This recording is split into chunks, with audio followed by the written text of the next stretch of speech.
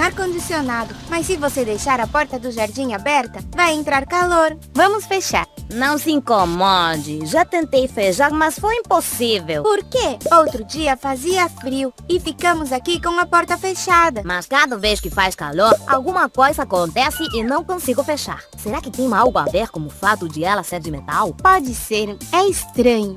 É estranho que acontece sempre que faz muito calor. Talvez tenha a ver com o que vimos outro dia no laboratório. Hoje vamos falar da temperatura e do calor. Apesar de às vezes parecerem sinônimos, na verdade são coisas diferentes, mas estão relacionadas. O calor é energia que se transmite de um corpo para outro, e ao fazer isso, pode elevar ou diminuir a temperatura de um corpo. Vamos pensar no que acontece quando se coloca uma panela com água no fogo. O que se transmite do fogo para a água não é a temperatura, e sim o calor. E este calor faz que se eleve a temperatura da água. Podemos comprovar isto colocando um termômetro dentro da água. Agora faremos o experimento. Para isso, vamos precisar de um tubo de vidro muito fino chamado capilar.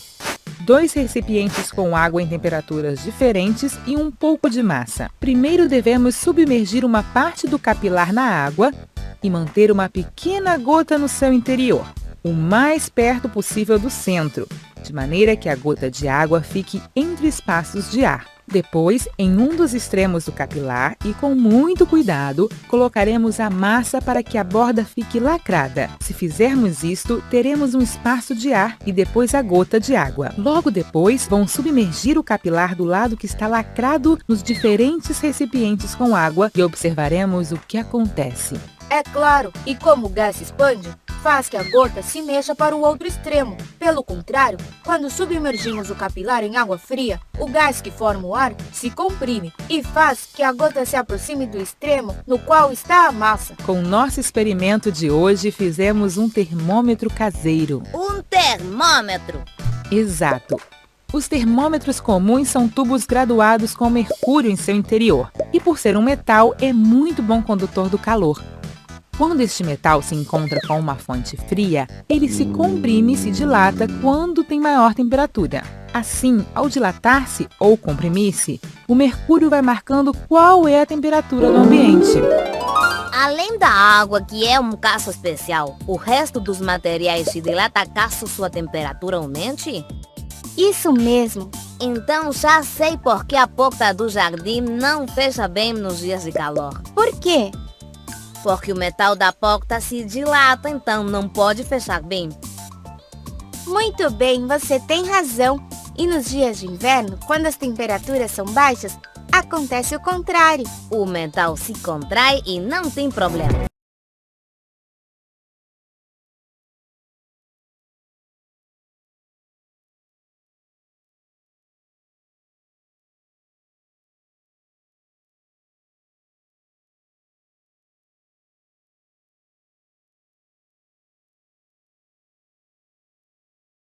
Olá! O tema da nossa aula hoje é sensação térmica. Frequentemente, usamos os termos frio, quente e morno para traduzir a sensação que temos ao entrar em contato com objeto, ambiente, alimento ou pessoa. Do mesmo modo que a luz impressiona nossa visão, sensação luminosa, e que o som impressiona nossa audição, sensação sonora, o tato é o sentido que nos proporciona a sensação térmica. A pele é o órgão responsável pelo sentido do tato. Mas esse critério sensorial para avaliar temperatura é impreciso, pois difere de pessoa para pessoa. Fatores como umidade do ar, velocidade do ar, também afetam diretamente a sensação térmica, que identificamos através da nossa pele. Ou seja, temperatura percebida é diferente da temperatura real. Mas por quê? Velocidade do vento. Se o vento está muito rápido, a troca de calor com o ambiente é mais eficiente, pois o calor passa para o ar que se move, sendo renovado continuamente. Umidade relativa do ar. Dificulta a evaporação do suor em dias quentes. mas facilita a perda de calor para o ambiente em dias frios.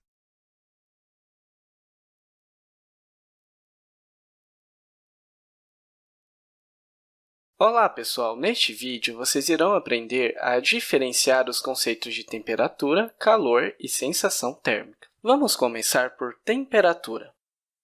A temperatura é uma grandeza física. Por ser uma grandeza física, nós podemos mensurá-la, ou seja, nós podemos medi-la. Entendemos por temperatura a medida da energia cinética associado ao movimento aleatório de partículas que compõem um sistema físico. Bom, mas o que isso quer dizer? Imagine que nós temos aqui um sistema físico fechado, cheio de partículas. Essas partículas, elas se movimentam em todas as direções. O grau de agitação das partículas desse sistema é o que nós denominamos de temperatura. Quanto mais agitadas estão as partículas, maior a temperatura. Quanto menos agitadas estão as partículas, menor é a temperatura. Para entender um pouco melhor, imagine aqui que nós temos um cubo de gelo. Se nós ampliássemos esse cubo de gelo, nós veríamos que as partículas estão bem próximas umas das outras, que os átomos estão bem próximos uns dos outros. Nessa situação, a agitação é bem pequena. Então, nós dizemos que a temperatura desse sistema, desse cubo de gelo, é baixa. No entanto, se nós adicionarmos aqui uma fonte de calor, imagine que isso aqui seja uma fonte de calor, essas moléculas elas vão começar a se agitar. Então, num segundo momento, nós teríamos que essas partículas, esses átomos, eles estariam um pouco mais afastados uns dos outros e estaria com a movimentação maior. Nesse sentido, nós dizemos que a temperatura aumentou, porque o grau de agitação dos átomos aumentou. Por definição, temperatura é a medida da energia cinética associada ao movimento aleatório de partículas que compõem um determinado sistema. Quando nós adicionamos calor, nós aumentamos a agitação das partículas desse sistema, o que faz com que aumente a temperatura. Calor é a transmissão da agitação de partículas de um sistema para o outro. Então, se nós adicionamos aqui uma fonte de calor, nós estamos transmitindo a agitação de partículas de um sistema para o outro. Para medir a temperatura em um determinado sistema, nós utilizamos alguns aparelhos denominados termômetro. Nós temos aqui o exemplo de um. O termômetro ele possui um sensor que vai medir o grau de agitação das partículas do sistema. Além do sensor, ele possui um dispositivo que apresenta a temperatura do sistema. Termômetros mais antigos utilizavam mercúrio e uma linha. Os termômetros mais atuais, eles possuem uma tela digital. A temperatura é usualmente medida em Celsius, ou em kelvins, ou em Fahrenheit. Os termômetros estão presentes no nosso dia a dia. Ao andar em uma grande capital, é possível ver eles espalhados pelas ruas. A temperatura que nós vemos nesses painéis é a temperatura relacionada ao ar, ou seja, o grau de agitação das moléculas de ar. Institutos de meteorologia costumam medir a temperatura à sombra em um ambiente com condições controladas. Então, é necessário estar atento a isso.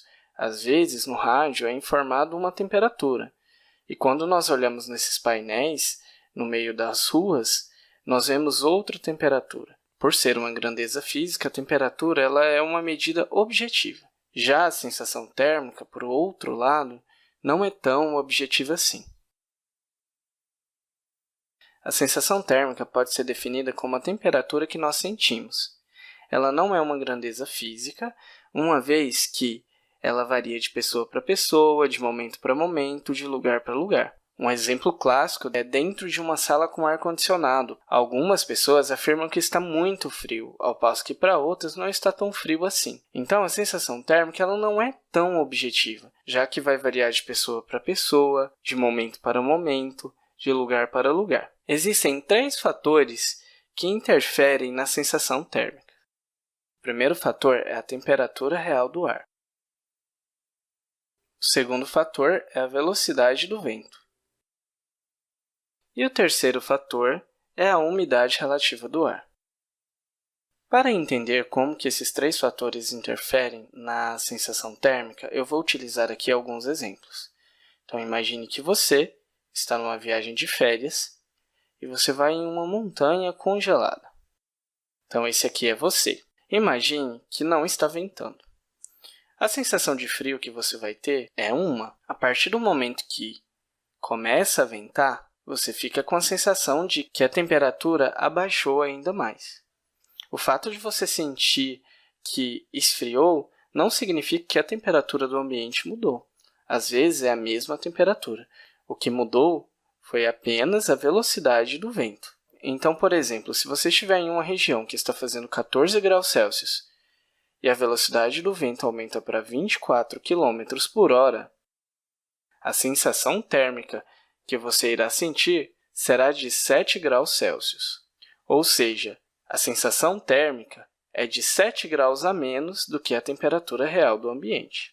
Observe que a unidade de medida da sensação térmica é a mesma da temperatura. Vamos agora para um outro exemplo.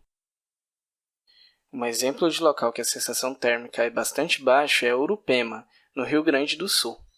Na região são registradas temperaturas muito baixas.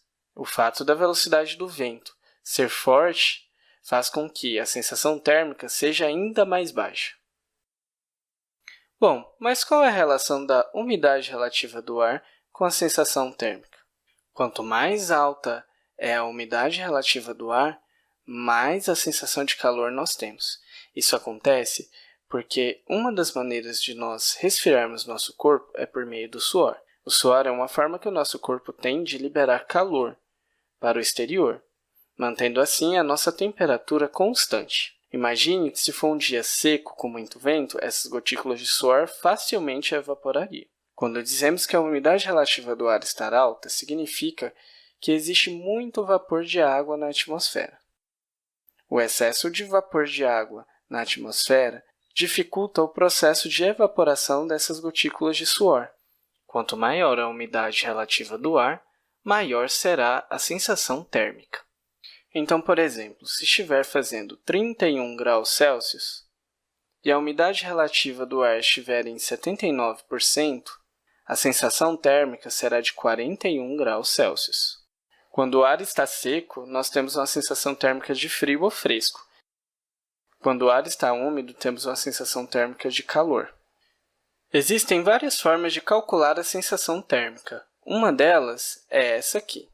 Sensação térmica é igual a 33 mais, abre parênteses, 10 raiz de V, mais 10,45 menos V, vezes a temperatura, T, menos 33 sobre 22.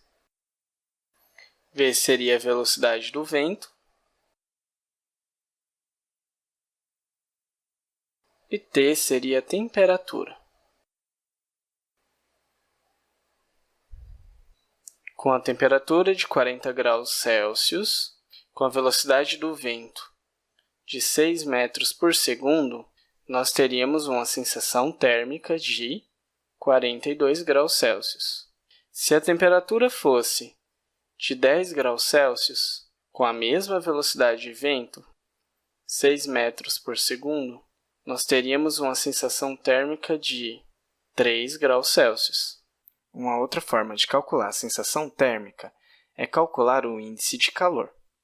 O índice de calor é uma medida utilizada para definir qual a intensidade de calor que uma pessoa sente, variando em função da temperatura e da umidade do ar.